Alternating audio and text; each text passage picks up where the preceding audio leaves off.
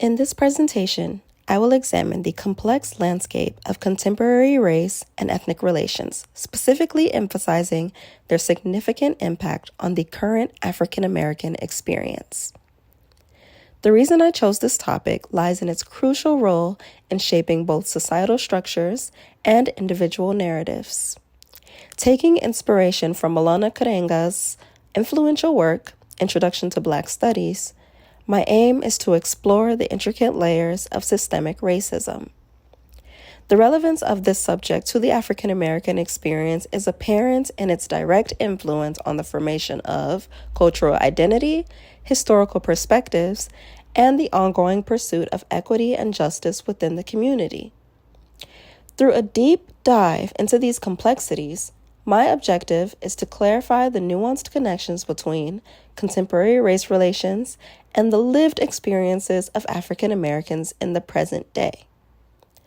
As we know, central to the contemporary dynamics of race and ethnic relations that mold the African American experiences is the enduring presence of systemic racism. Despite historical advancements, African Americans continue to grapple with disparities across vital sectors such as education, employment, criminal justice, and healthcare. These inequalities, rooted in historical legacies of slavery and segregation, persist and manifest in various forms today. In higher education, the underrepresentation of African American students, notably at predominantly white institutions, otherwise known as PWIs, such as UC Santa Barbara and UC San Diego, underscores a systemic challenge despite professed commitments to diversity. The discrepancy between rhetoric and enrollment figures reveals the need for a critical examination of admission processes, inclusive policies, and the targeted efforts to establish a genuinely diverse and equitable academic environment. Addressing this issue is crucial for fostering a truly inclusive community, enriching intellectual discourse, and promoting cultural exchange within PWIs.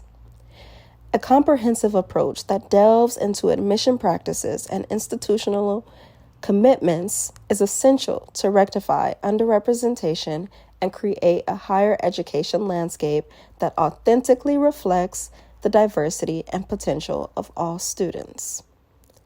Exploring the professional landscape brings to light systemic biases manifested in discernible discrepancies in hiring and promotional processes. These biases permeate even into the nuanced consideration of names, possibly resulting in the dismissal of resumes featuring traditionally Black names. This bias intensifies challenges for African Americans, impeding both initial career entry and subsequent professional progression. Effectively addressing these concerns necessitates a thorough approach that involves dismantling biases in hiring practices and cultivating inclusive workplace cultures capable of mitigating microaggressions. Rectifying these issues is imperative to establish authentic professional equity and foster an environment devoid of discriminatory practices within the professional realm. Within the criminal justice system, discernible racial disparities emerge across various stages, encompassing markedly higher arrest rates and inequities in sentencing and incarceration. These systemic challenges perpetuate a recurring cycle that disproportionately affects African Americans, perpetuating a pattern of disadvantage and obstructing strides towards achieving societal equality. In the realm of healthcare, African Americans confront obstacles not only in accessing healthcare services, but also contend with disparities in treatment and health outcomes. Historical legacies, exemplified by incidents like the Tuskegee syphilis study, contribute to a profound mistrust that hinders the attainment of equitable healthcare access. The interrelated nature of these disparities within the broader context of systemic racism becomes evident when considered alongside inequities in education, employment, and in criminal justice. These instances serve as a framework through which we can grasp the deeply rooted and pervasive nature of systemic racism within the contemporary African American experience. The Holocaust of enslavement, reversal of Reconstruction, and the rise of segregation, lynchings, and racism in education, employment, and other areas of social life, powerlessness, and police brutality are all categories not only of exploitation and oppressive social relations, but foci of struggle against them. Karenga.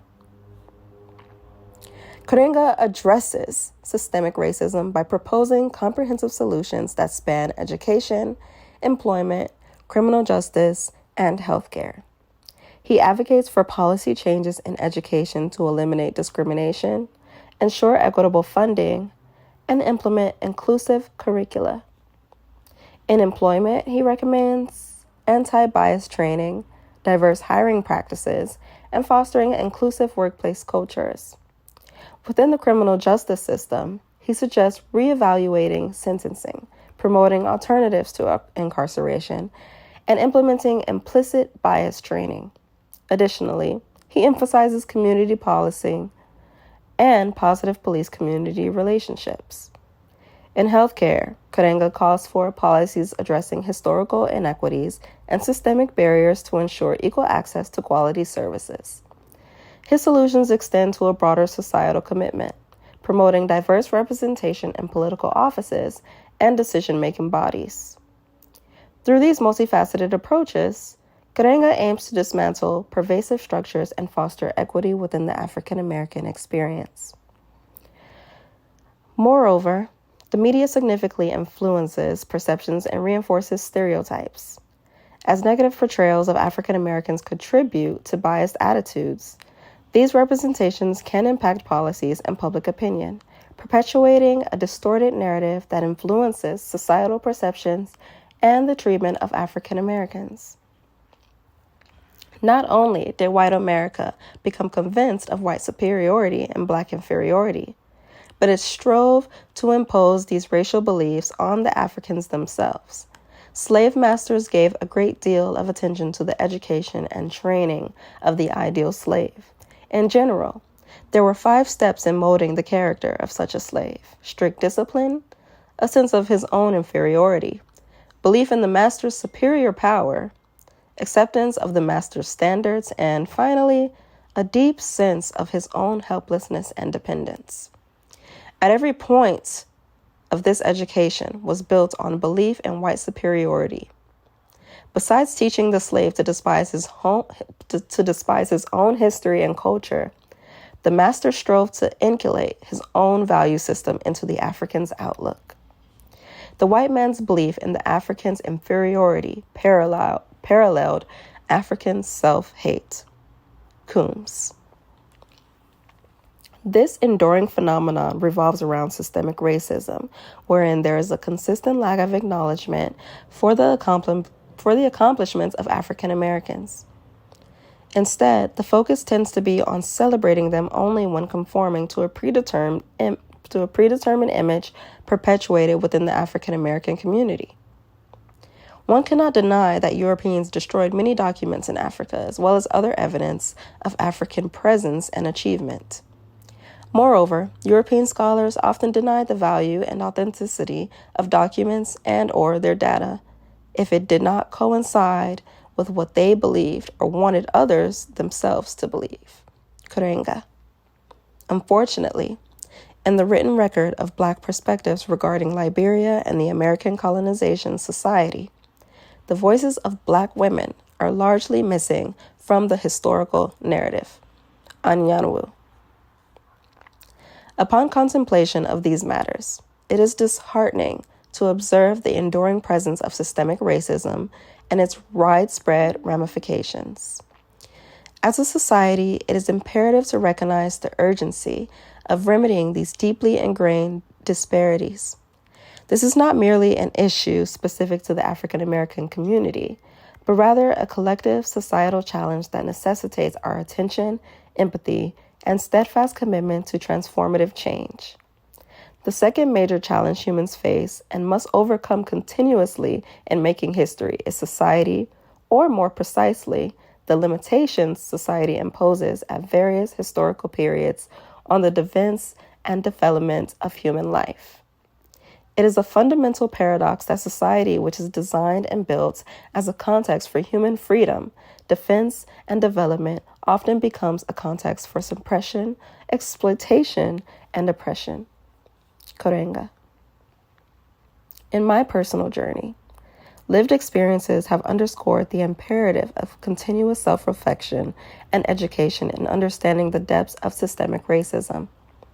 Instances in professional settings where colleagues brazenly mislabeled me with other Black names and made derogatory comments about my hair revealed the subtle yet insidious nature of discriminatory behavior. These encounters extended beyond the workplace, manifesting in unwarranted scrutiny in stores simply based on the color of my skin, highlighting a broader systemic issue ingrained in society. Engaging in uncomfortable conversations and committing to ongoing education is not just a philosophical stance for me. It's a visceral response to the reality of my experiences. It's a conscious effort to unravel the layers of bias in both personal and professional spaces. By sharing these narratives and amplifying voices of those historically marginalized, I aim to bridge the gap between individual encounters and broader systemic change. This commitment, rooted in the authenticity of my journey, seeks to make the complexities of systemic racism relatable, fostering empathy and understanding for a more equitable future. Confronting systemic racism demands a comprehensive strategy spanning employment, healthcare, education, and criminal justice. In the workplace, I advocate for anti-bias training, inclusive policies, and partnerships with diversity-focused organizations. In healthcare, my focus is on policies for equal access and cultural competency training. Education reform should address discriminatory practices, ensure fair funding, and promote inclusive curricula with increased minority representation. Within the criminal justice system, I'd advocate for sentencing reforms, alternatives to incarceration, and comprehensive bias training for law enforcement. Through grassroots activism and collaboration with reform-oriented organizations, I aim to contribute to systemic change, fostering a society marked by justice and equality. In conclusion, the profound influence of the contemporary race and ethnic relations on the African American experience demands our collective empathy and decisive action. Through an exploration of complexities, shared reflections, and potential solutions,